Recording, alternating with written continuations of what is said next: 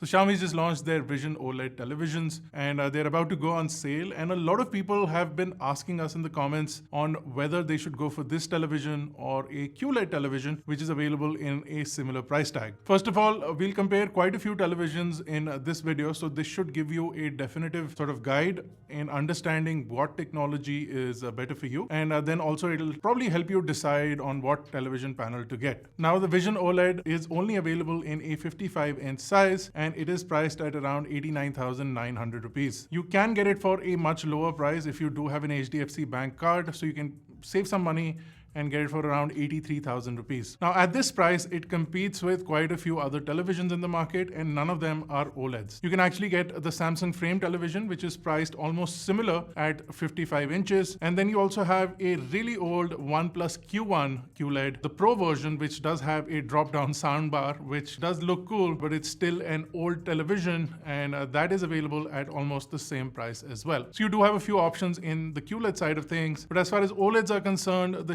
Xiaomi Vision OLED is definitely the cheapest 55-inch OLED you can buy, and there are several advantages to this television. If you're looking for something that gives you a better value for money proposition, Xiaomi's 75-inch QLED TV is still available, and that has a few things that even the Vision OLED doesn't have. A, it is 75 inches, so you get a large size panel. And B, that panel is actually 120 Hertz as far as the refresh rate is concerned. So if money is no value to you and you are willing to spend another 50,000 rupees, then a 75-inch television is accessible to you with a 120 Hertz of refresh rate. The biggest challenge here is to understand the differences between an LED panel, a QLED panel, and a OLED panel. The biggest difference is the alignment of the pixels. In an LED panel, the pixels are arranged in a certain way, and you'll see them on the screen right now. This is changed in a vertical alignment panel, which is basically the QLED panel. In the QLED panel, you do have a vertical stack of pixels, the RGB pixels, and then you do have illumination behind them, and everything is illuminated by an edge LED light, so you do have the bloom on the edge of the display. The third panel that we're talking about today is the OLED panel. In this, you have a similar pixel arrangement, but you have an additional pixel, which is the RGBW, so you get a white pixel as well, and all of these pixels are individually lit, and that is what allows for really good local dimming, or actually pixel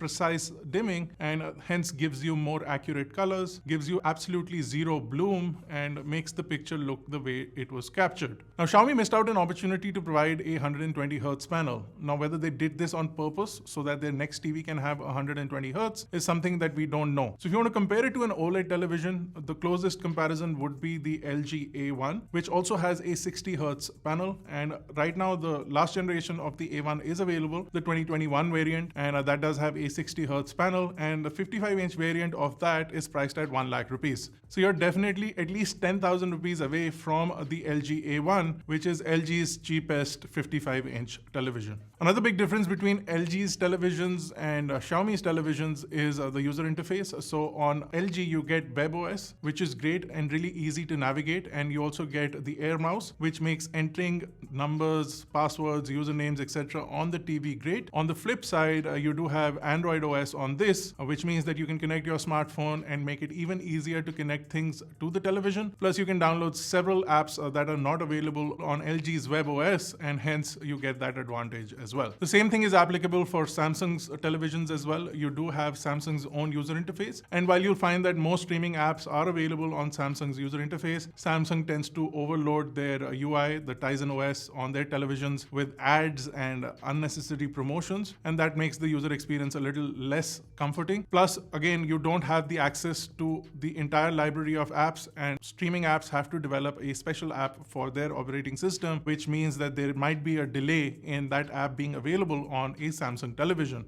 Another advantage of picking a LG or a Samsung television is that you get AirPlay 2. So if you're an iPhone or an iPad user, you do get that ability out of the box, and you can basically cast your screen from an Apple device directly onto the television. It supports that natively. Although certain apps will still support that. So if you use Chrome or YouTube, you can still cast your content onto the screen using Chromecast, which is built in to the Xiaomi Vision OLED, but you do not get AirPlay 2 capability on Xiaomi's television, which might be a rare case scenario for some people who really like that feature. You still get the Apple TV Plus app, and that is available to download. And if you're watching any shows from Apple TV Plus, like Tehran, you can download Apple TV Plus and watch that as it proceeds in this latest season. Another big reason to pick an OLED television would be the amount of brightness that you get. Like I mentioned, average brightness of the Xiaomi Vision OLED is around 400 to 500 nits. And this is what we found to be the case with not only OnePlus's television, but also Xiaomi's own QLED TV and also Samsung's Frame QLED TV as well. So you'll find that average or base brightness is a maximum of 500 nits. But for peak brightness on the Xiaomi Vision OLED, we were able to measure somewhere between 700 to 800 nits. And on the Samsung Frame, it is rated for 550 nits. The same goes for OnePlus's Q1. So that is also rated for 550 nits of peak brightness, whereas Xiaomi's 75-inch QLED is rated for 1000 nits of peak brightness. Now, another alternative is to pick Xiaomi's 55-inch QLED TV, and that is priced at roughly around 60,000 rupees. So you do save quite a lot of money, and you do get a similar television, but the brightness levels on that are really low. So the base brightness is somewhere around 325 nits. We measured around 280 nits, and in certain peak areas, we found it to go a little higher. But we found that average brightness was around 325 nits. So if you're picking for a TV that is priced at around 83,000 rupees, the only advantage you have with Samsung's QLED televisions, or you can pick Samsung's Serif television as well, is the 120 Hz of refresh rate, but you do lose out on the operating system. So if you're okay with Tizen OS and you want 120 Hz of refresh rate, you get a pretty decent television panel in that price from Samsung. But here you get an OLED panel and you have pixel by pixel dimming, which gives you better overall video quality, better overall contrast, and you get very little bloom. And videos look amazing, although you do have a more smoother display and a more smoother picture quality on a 120 Hz panel. The design of the Vision OLED also mimics that of the Mi TV 4, which was launched many years ago, the first TV that Xiaomi launched in India. The 55-inch had a similar design, so you have a glass that goes all the way to the top. So the panel is really slim, and all the controls are housed in a different unit, which sits towards the bottom of the panel at the back.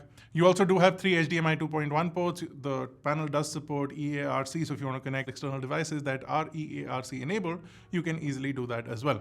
Overall, if I was picking a panel at this price bracket, and I did not need the 120 Hz of refresh rate, I would definitely pick a OLED TV over a QLED TV, and that's simply because of the quality of the picture. That is my personal opinion. If I was looking for a 120 Hz of refresh rate, I would either pick a Samsung Frame TV, which is also something that I personally use, or I would spend the extra money and buy a LG C1 or a B1 with 120 Hz of refresh rate, because I absolutely love WebOS, and the Air mouse is something that cannot be replaced by any other input method. But that's my opinion. If you enjoyed this video, smash the like button, hit the subscribe button if you're not already a part of Team iGyan. We'll have links to all the TVs mentioned in the description below. I'll see you guys in the next one.